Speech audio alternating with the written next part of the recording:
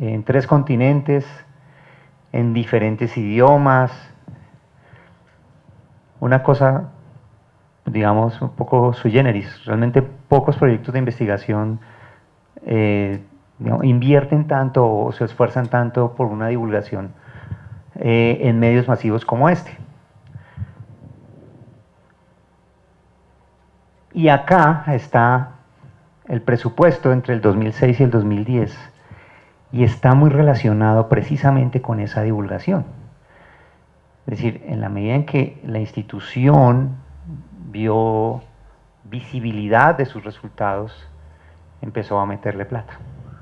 ¿Mm? Y si tenemos problemas los científicos, especialmente en países como el nuestro, es en encontrar plata para investigación. Entonces, ¿cómo lograrlo? Es importante darlo a conocer, divulgarlo, porque si no lo conoce nadie. ¿Tiene un patrocinio de Colciencias? ¿Cómo? ¿No tiene patrocinio de Colciencias? Colciencias reconoció posteriormente el grupo Investud, el grupo de la líder investigadora, por los resultados, ya en términos de publicaciones, y reconoció el grupo dentro de los escalafones que tiene Colciencias de grupos de investigación. Pero eso fue algo posterior. De plata no, por ahora es un reconocimiento científico. La plata hasta ahora la ha dado la policía y el Ministerio de Defensa. Sin embargo, me parece que es importante tratar de lograr un apoyo más fuerte de parte de otras instituciones académicas, las universidades, etcétera, porque de aquí se están derivando cosas nuevas. Por ejemplo, lo que les decía de la comunicación interespecífica verbal, del aprendizaje vicario de las crías. Eso es algo que requiere financiación, son proyectos nuevos, asociados, pero requieren esfuerzos nuevos y requieren recursos. Entonces, sí sería deseable pues, que otras instituciones pudieran involucrarse y también pues, lograr nuevos descubrimientos. Yo creo que de aquí se están derivando muchas cosas muy interesantes, más allá de ser simplemente como la versión apopo colombiana. Aquí se están logrando muchas cosas muy, muy especiales.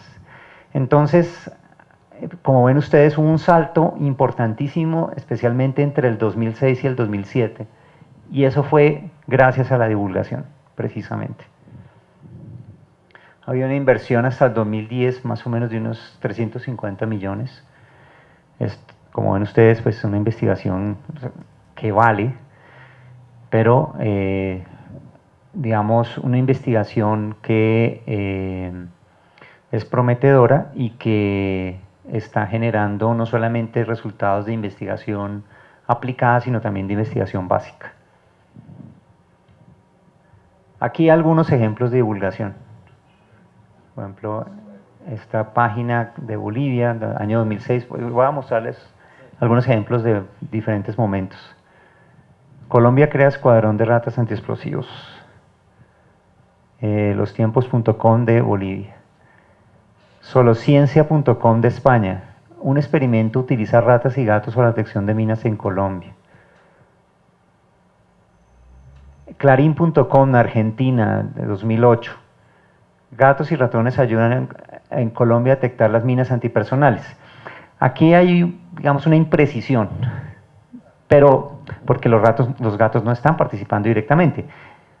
Están participando en la socialización interespecífica. Aquí ustedes ven estos dos, a pesar del gesto de la fotografía, realmente estos dos son amigos, son amigos reales, los conozco, ¿sí? Puedo dar fe de ello. Pero entonces es la parte inicial de la socialización interespecífica. Nosotros también con Luisa nos hemos preocupado por generar nuestras propias formas de divulgación. Este es una muestra de ello, el periódico de la Policía Nacional, que también se distribuye a través del tiempo. En el primer número, en el año 2009, redactamos este artículo: investigación policial tras la búsqueda de soluciones contra minas antipersonas. El patrullero es Méndez, creo que sí, es uno de los estrellas, los que más éxito ha logrado en ese entrenamiento. Fue él, Méndez, el patrullero Méndez, el que encontró que las ratas podían seguir ciertas órdenes muy básicas verbales. Entonces, realmente un reconocimiento muy especial a él, porque está generando una de las ramas de esta investigación. Ahí está el famoso gato, miren el gesto. La ratica está ahí encima y el gato tranquilito. ¿Sí? Porque en la investigación se realizó con un laberinto y no de forma lineal como se estaba haciendo en Apopo. Porque justamente logramos conseguir un aparato que es muy estándar en investigación. O sea, ese laberinto es muy usado en los laboratorios de investigación básica y además está controlado con un computador. Entonces tenemos esas dos ventajas. Pero te daría una razón adicional, y es que la detección es espacial.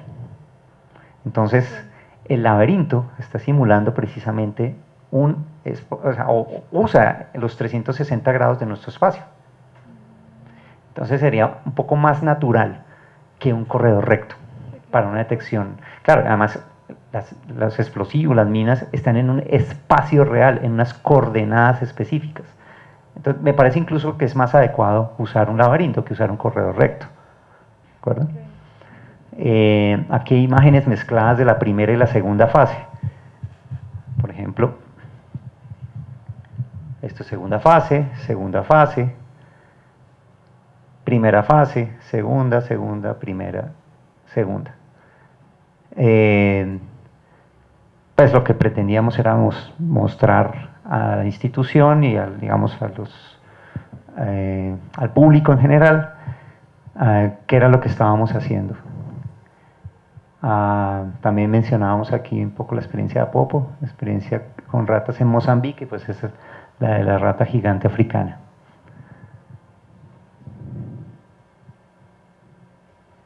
Y aquí el tema de Colciencias, que usted me lo preguntó.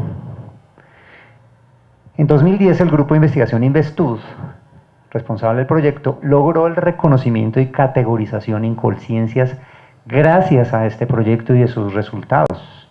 Y fue el primer grupo de investigación de la Escuela de Posgrado de Policía en obtener ese reconocimiento. No había ningún grupo reconocido por Colciencias en esa institución, lo cual pues fue algo notable. Entonces, actualmente es el único grupo de investigación científica de la Policía Nacional en ser reconocido por Colciencias. Entonces, ese ha sido otro resultado de este proyecto.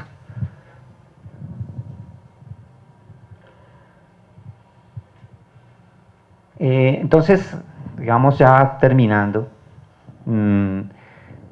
precisamente hablando de Colciencias, y ahora que está en reestructuración, está estrenando director, está en revisión el tema de la clasificación de grupos de investigación.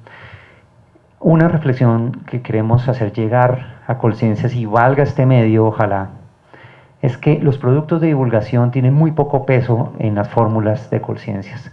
En la anterior fórmula el Cienticol valía solo el 5% del esfuerzo de divulgación. La experiencia nuestra muestra que la divulgación es decisiva, es muy importante.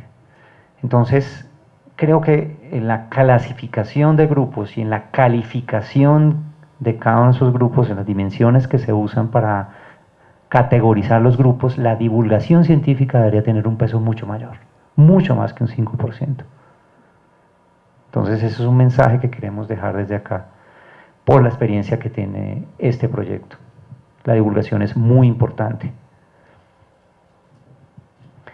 Claro, obviamente pues se le da un peso muy alto a las revistas indexadas, lógico. Yo soy editor de una revista indexada, es la importancia que tiene, pero no se puede quedar solamente en el medio especializado, también en el esfuerzo hacia el gran público, que además tiene un impacto institucional,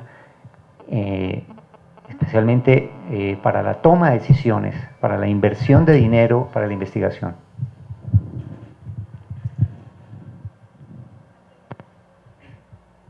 ¿Sí? Yo quería, Claro.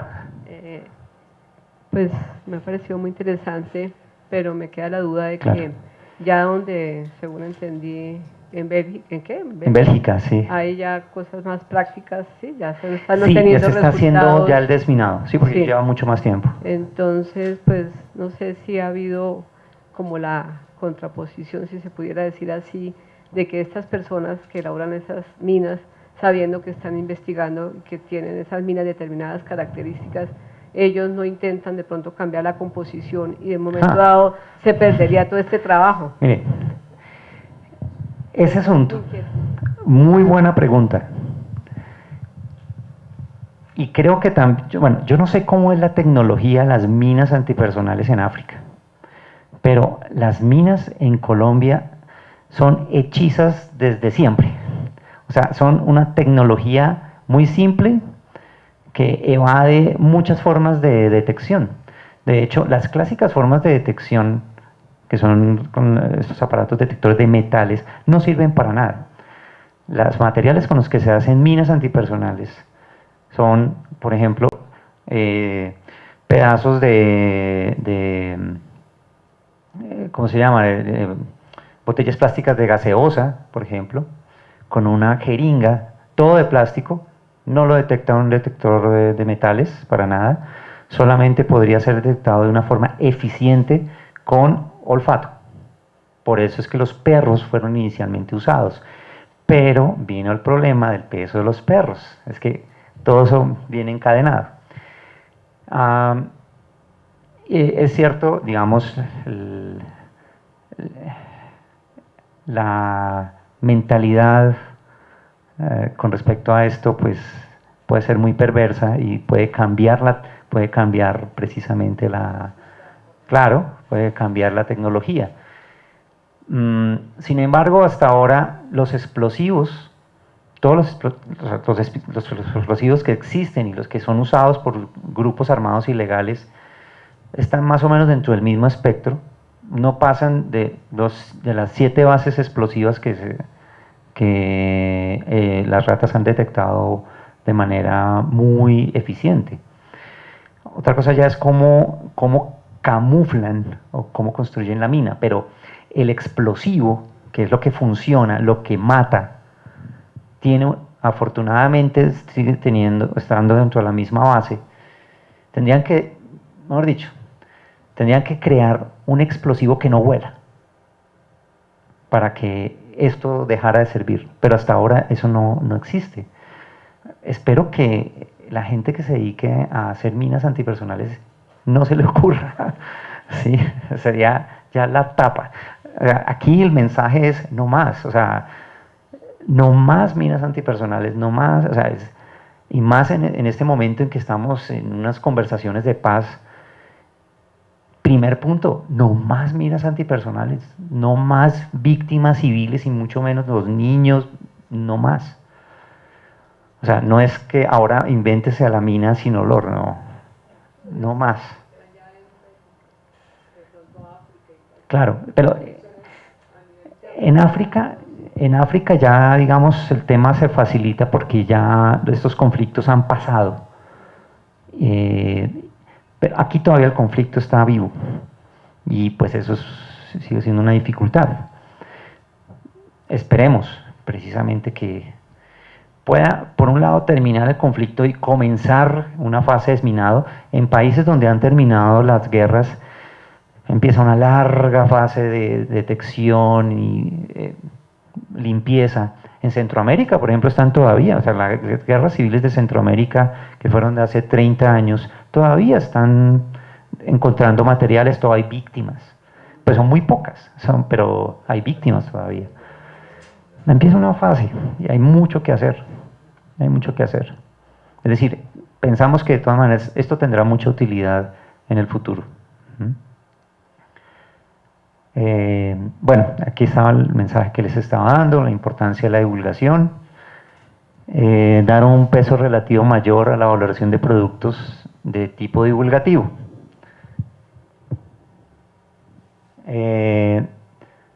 Finalmente, una reflexión a propósito de la divulgación y que también quiero, digamos, dejar acá, es que la divulgación de este proyecto de investigación no pretende y no queremos convertir el conflicto armado colombiano en un espectáculo de entretenimiento, ¿sí? Es un tema muy doloroso, es un tema, digamos, que ha dejado muchas víctimas, no solamente a las directas, sino también a las familias. El objetivo de la divulgación acá es contribuir a una cultura de paz en Colombia, no convertir a la guerra en un espectáculo de los medios de comunicación. Eso es algo que queremos enfatizar. Queremos que no se vaya a prestar para malentendido el hecho de que hagamos tanto énfasis en el tema divulgativo. Queremos contribuir a la paz en Colombia y sobre todo a salvar vidas. Y eso es, aquí sí no hay ninguna diferencia con Apopo y con muchísimos otros esfuerzos en muchos países que buscan detectar minas y tratar de evitar más víctimas. Entonces, finalizo respondiendo la pregunta que se hace esta serie, la secuencia de Universidad de Todos los Saberes. Dice, ¿investigar para qué? Yo respondería dos cosas. Primero, investigar para saber más, para conocer mejor nuestro mundo y utilizar ese conocimiento para cosas útiles como salvar vidas. Eso es todo. Muchas gracias.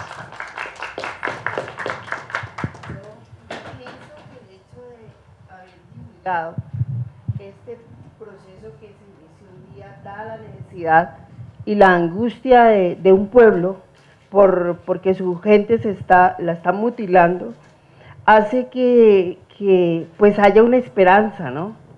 Una esperanza de que nuestra gente está utilizando la ciencia y en específico la psicología conductual para avanzar en esa angustia y en ese deseo de que no haya más víctimas. De ahí que sea muy interesante que la policía y el Ministerio de Defensa estén vinculados directamente, porque no se sabe hacia dónde va todo esto, ¿no? Yo quisiera complementar un poco su reflexión haciendo una aclaración importante en relación con las Fuerzas Armadas en Colombia. La policía está encargada oficialmente de la tarea de detección. También la hace el ejército, pero es en primer lugar una labor de la policía. Es decir, es un asunto misional y por eso pues han hecho primero entrenamientos con perros y están haciendo digamos, esta nueva vía. Y pues el afán que es real, que además se ve cada día más justificado porque aumenta el número de víctimas, como lo mostramos en la nota del Espectador, lo comparten muchos países y vemos que no somos los únicos, estamos usando principios que los usan investigadores en otros países. Es importante. Y sabemos también que hay otros esfuerzos en otras disciplinas muy interesantes. Por ejemplo, me enteré por amigos del CIF, del Centro Internacional de Física de la Universidad Nacional, que hay otras formas de detección con la ayuda de plantas, una cosa muy interesante, con principios de biofísica, lo cual me pareció muy chévere. En general, todo lo que sirva. Aquí no estamos en una cuestión de competencia, sino de colaboración. Todos los medios que sirvan para rápidamente detectar y evitar muertes, bienvenido.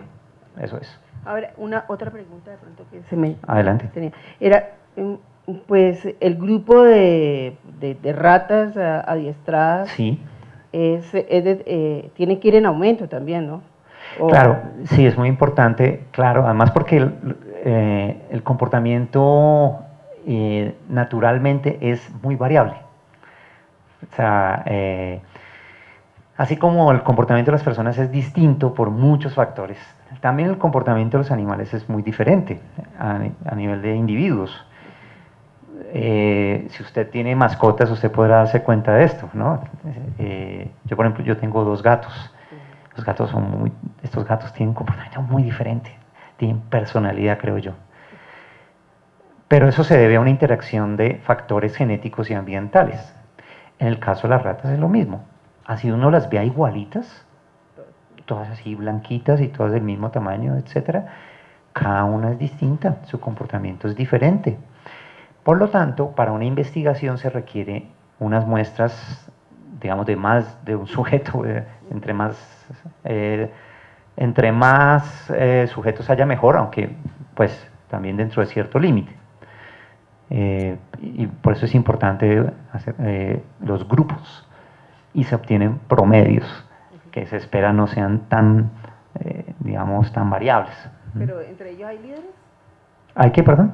hay líderes dentro de las ratas. No, digamos, en este caso no porque, digamos, excepto las ratas que tienen sus crías, que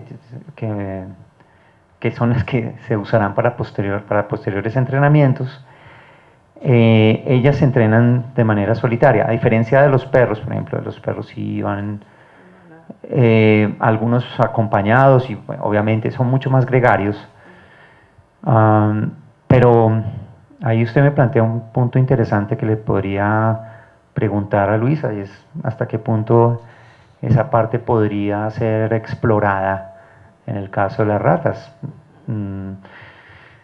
Bajo ciertas, digamos, guardando ciertas normas etológicas, yo creo que sería posible. Familias de pronto. No sé, digamos, tocaría mirar. Tocaría mirar porque en principio las ratas no son animales muy gregarios que digamos. Pero la flexibilidad del comportamiento de estos animales nos lleva a sorprender. Porque Vamos a ver. que si una rata aquí se comporta de una manera, en otra parte también es que tienen esa... Sí, pues es posible, es cuestión de explorarla. Obviamente, y aquí importantísimo esto que voy a decir es, siempre y cuando no se ponga en riesgo el bienestar o la integridad del animal. Hemos cuidado muchísimo eso y pues nuestro proyecto obviamente está muy atento a todo el tema de ética en la investigación con animales. Yo pertenezco a un CICUAL, a un comité institucional de cuidado y uso de animales de laboratorio, también Luisa, y estamos pendientes de que el bienestar de los animales no se vea sacrificado para nada, ¿no? Sino hasta donde, digamos, pueda el comportamiento sin que se ponga en riesgo la comodidad o los límites naturales del animal. Sí. Gracias. ¿A usted? ¿Alguna otra pregunta o comentario? Sí. Finalmente, las conclusiones nos llevan a uno que en la fase 1 ustedes tuvieron una efectividad de 90%. Sí, exactamente. En la fase 2 van en el 80%. Sí. La fase 3 es la más definitiva y que les va a decir Sí. qué es lo que va a suceder. Qué buena pregunta. Porque van a estar en diferentes situaciones de Sí. clima, de medio ambiente, de la realidad completa. Seguramente, pues es decir, explorando uno hacia abajo, pues, se puede llegar a una efectividad del 60, 70%, o no sé cómo resulte eso. Lo que podría pensarse que queda un rango no detectable por los animales, es decir, del 30-40%, que puede causar en un momento dado en los campos de detección muertes de personas o afectaciones de miembros. Entonces, lo que podría pensarse es paralelamente cómo la investigación y cómo se va a hacer ese complemento como para disminuir ese riesgo del 30-40%. Muy buena observación. De hecho, todos los métodos que existen actualmente tienen un margen de error. Todos tienen un riesgo. Por eso decía antes que la combinación de todas las estrategias posibles vale. ¿Sí? Aquí no vamos a pretender ni mucho menos que encontramos la panacea y ahora vamos a dejar de usar perros o detectores de otra naturaleza, biodetectores con plantas. No. Todo lo que esté a la mano. Incluso sería más fácil, a propósito. si en un proceso de paz la gente que colocó las minas avisa dónde las colocó, eso sería mucho más fácil, ¿sí? Eso no requeriría un entrenamiento de esto y tanta tecnología, etcétera, pero requiere algo muy complejo que es un proceso de paz real, desarme y todo esto. Entonces, la combinación de todas las vías es importante. Ahora, con respecto específicamente a la tercera fase, lo importante es poder superar el nivel de azar. El nivel de azar es el 50%, ¿sí? Si se supera el nivel de azar, ya se está empezando a dar un aprendizaje. Un aprendizaje óptimo estaría por encima del 80%. Precisamente por esa tendencia que hemos visto, de que declina un poco en la medida en que se complejiza el ambiente, lo cual es normal. Yo diría, mi apuesta sería que si estamos por encima del 70, estamos muy bien, porque estamos hablando de ambientes muy diferentes, mucho más complejos, climas, etcétera. O sea, ponemos al animal en una situación muy difícil. Entonces, si logran encima de 70, yo creo que estaríamos bien. Adelante, sí. Permítame, ya le pasan el micrófono. Casi siempre me gusta ser de abogado del diablo. Por favor, así es que avanza la ciencia, con abogados del diablo. Se me ocurre pues que tengo como la idea, el conocimiento de que tanto las ratas como las cucarachas han invadido el mundo.